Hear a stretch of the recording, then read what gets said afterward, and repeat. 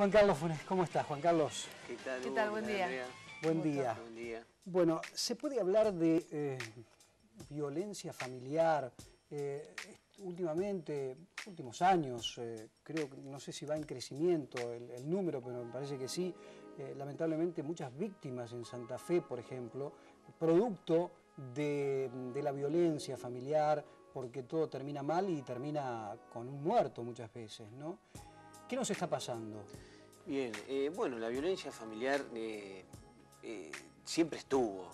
Sí. Es decir, lo que pasa es que se empezó a estudiar y a reconocer no hace mucho, ¿no? Pero en la medida en que se fue desmitificando la familia, se encontró que, bueno, existía la violencia familiar, ¿no? La violencia familiar supone, en su grado más alto, un vínculo patológico, sobre todo en los adultos, ¿no es cierto?, en los padres. ¿Cuándo es patológico un vínculo? Cuando atenta contra la integridad de alguna de las personas. Por lo general está sujeto a ¿Integridad física o psicológica, no? Física o psicológica, sí, integridad en forma integral, ¿no es cierto?, de los vínculos mismos, ¿no? No, porque digo, cuando por ahí uno habla de violencia familiar, por ahí se tiende a circunscribir el concepto al hecho de los golpes o de alguna agresión física, pero también está la otra violencia, la violencia psicológica, violencia psicológica es tremenda. Sí, sobre todo con los hijos, se ejerce, genera traumas, ¿no es cierto? Pero también, bueno, uno puede pensarlo en género, masculino y femenino. Supone siempre, digamos, uno podría decir que hay una conducta detrás de la violencia familiar, por lo general machista, extrema. La típica, algo habrá hecho, ¿no? Cuando uno refiere a un caso de violencia familiar, una mujer golpeada, una mujer que pierde la vida. Bueno, todavía me parece que como sociedad no nos hemos desprendido de ese prejuicio, ¿no? De que que la víctima puede ser culpable o que tenía merecido lo que le pasó, ¿no?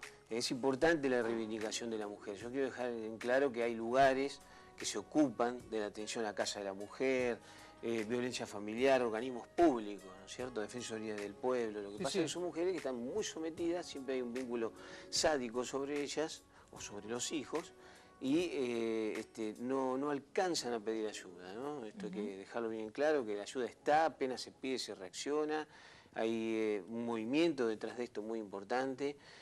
Pero ¿qué pasa cuando se genera un acto violento? Es una escena, ¿no es cierto? O sea, se produce una escena donde se van repitiendo determinados actos que desencadenan el acto violento, puede ser el golpeador, por lo general, o bueno, uno puede pensar, esto está muy estudiado, en el abusador, ¿no?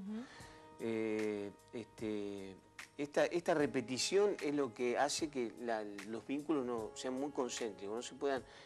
¿Por qué no pide ayuda a la persona? Porque está muy encerrada en todos esos vínculos, ¿no?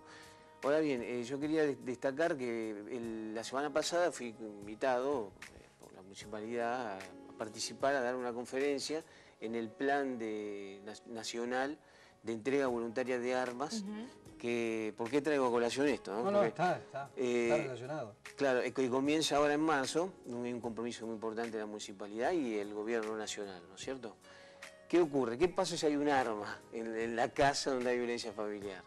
Bueno, esto puede desencadenar un homicidio. Puede agravar, sí. Entonces tenemos que el 60% de los homicidios se generan precisamente por problemas de vínculos, por este tipo de problemas patológicos, de relaciones, digamos, de sometimiento. Entre familiares, entre vecinos.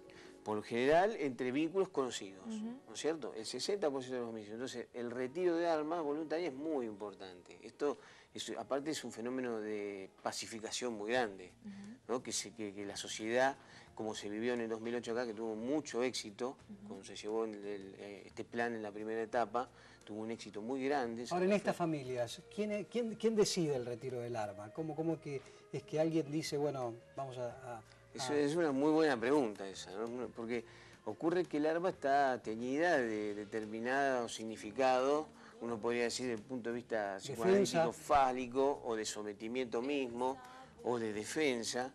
Hay gente que llora cuando deja su arma, por ejemplo, para decirlo de alguna manera, ¿no? Hay gente que hace reverencias a entregar.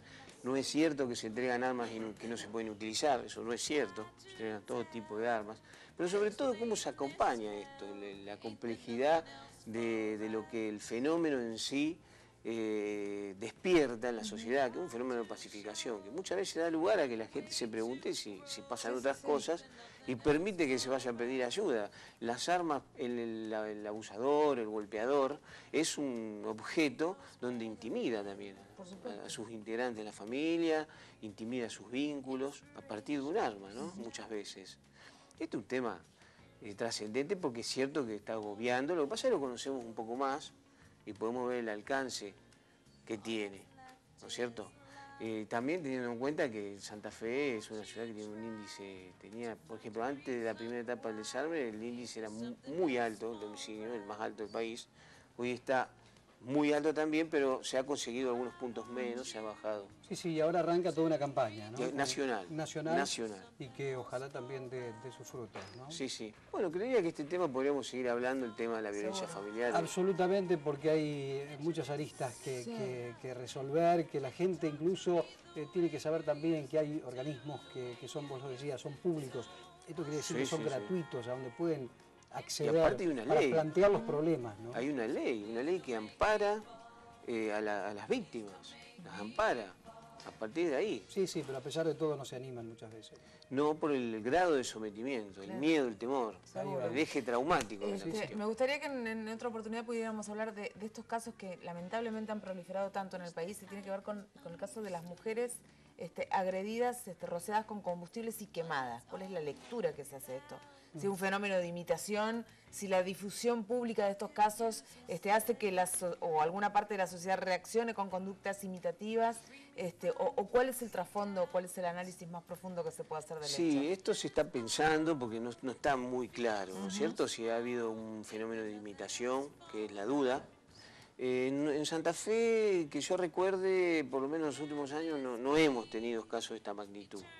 Apareció un caso en San Jorge hace poco, ¿no? Un caso en San Jorge hace poco, pero hubo un caso muy resonante hace unos años. ¿Por acá? Sí, que una chica terminó falleciendo por las quemaduras gravísimas. Yo no recuerdo en estos últimos años. Su pareja, sí, habría que investigar, digamos, un poco más, pero lo que quería decir es que estos casos siempre existieron. ¿Se conocen más ahora? ¿Se denuncian más ahora? ¿Esa puede ser una explicación? Sí, esa es una explicación. Esa es una explicación válida. Pero no obstante habría que estudiar el grado de imitación, si está en juego, si opera desde algún ángulo, ¿no es cierto? Bien, Juan Carlos, gracias por hoy. Volvemos en otro momento. Vamos a seguir, por supuesto, durante todo el año charlando de estos temas y de otros que propongan también nuestros televidentes al programa. Un gusto. Gracias por venir.